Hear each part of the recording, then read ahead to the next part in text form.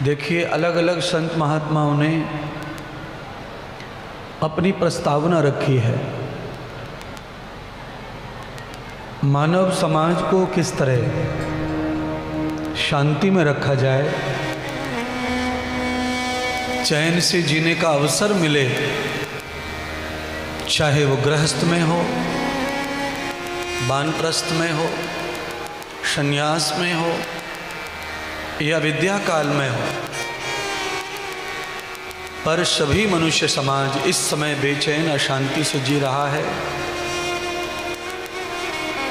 तो महात्मा संतों ने वर्षों पहले फार्मूला बना के रखा हुआ है कि ऐसा समय आएगा, उस समय में आदमी को ये कर्म करना चाहिए,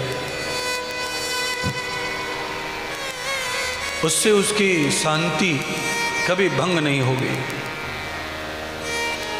भारत में क्या पूरे विश्व में कोरोना का बीमारी आई थी, एकदम दुर्जन काल आया था। पर आज का वैज्ञानिक चाहे जितना अनमोल है, कोरोना की दवा बनाते बनाते लाखों लोग मर गए। पूरा वर्ष निकल गया, तब दवा कहीं खोज हो पाई, और उससे लेकर भी लोग मरते रहे। यानी कि सबके ऊपर वो सटीक काम नहीं कर पा रही थी। हमारे महात्मा संतों का विज्ञान ऐसा है, किसी ने 500 वर्ष पहले, किसी ने 1000 वर्ष पहले, किसी ने 10,000 वर्ष पहले लिख कर रख दिया है कि ऐसा युग आएगा, कोई दवा काम नहीं करेगी, कोई दुआ काम नहीं करेगी, मनुष्य आपस में ही अकेला हो जाएगा, उसका कोई नहीं रहेगा, सब शरीर बीमारी का पुतला बन जाएंगे, हॉस्पिटल हॉस्पिटल होंगे, कसाई खाने बनेंगे, चारों ओर त्राहिमाम मच जाएगा।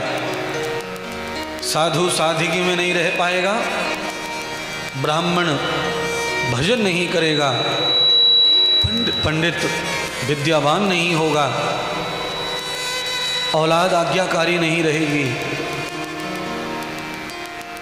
कोई पत्नी पतिव्रता नहीं रहेगी, कोई पति पत्नी व्रता नहीं रहेगा, कोई शिष्य गुरु आज्ञा पालन नहीं करेगा।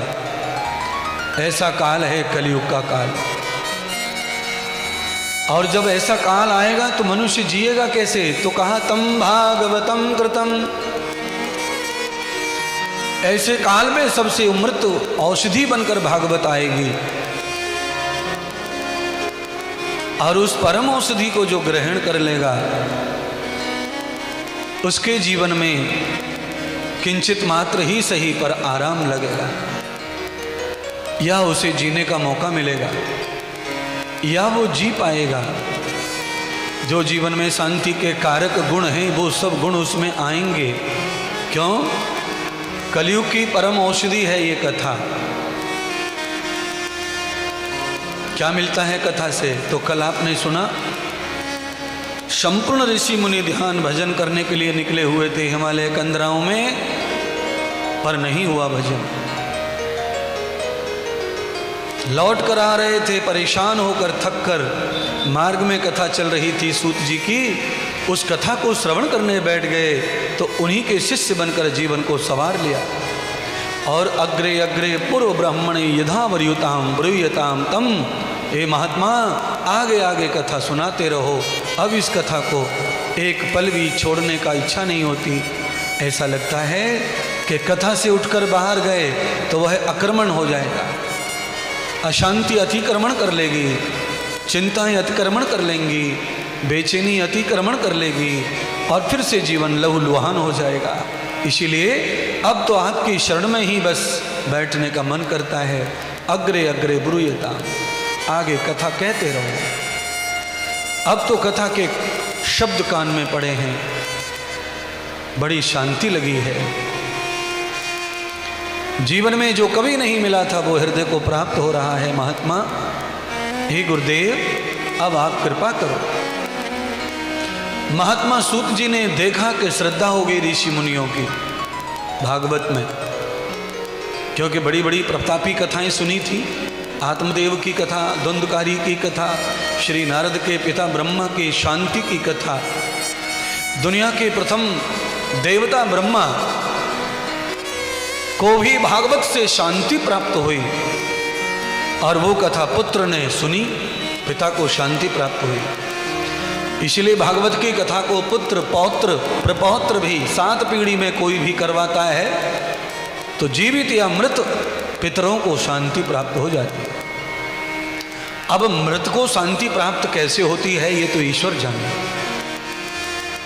क्योंकि जिसके कान नहीं है उसे शांति कैसे मिलेगी, और वो अदृश्य, उसका दर्शन भी नहीं है, वो कहाँ है, क्या जन्म लिया है, क्या कथा को समझ रहा है कि पशु पक्षी बना है।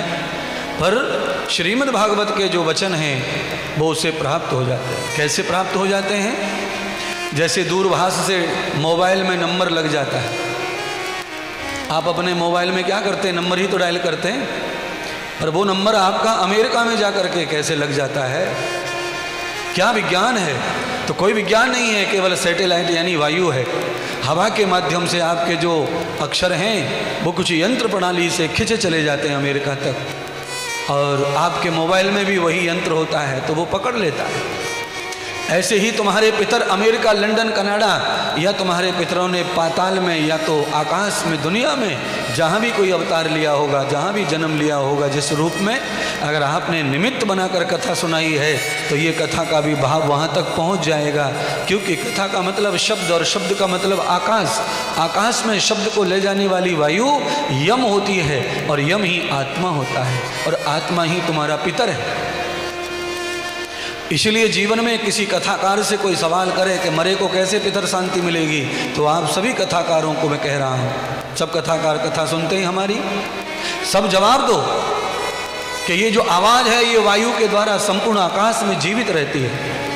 आज नहीं कल, कल नहीं परसों, महीने में, 15 दिन में, 20 दिन में, जब भी अवसर मिलेगा ये कथा वहाँ तक अवश्य पहुँचेगी जिनके लिए गाई जिनके लिए कही गई है।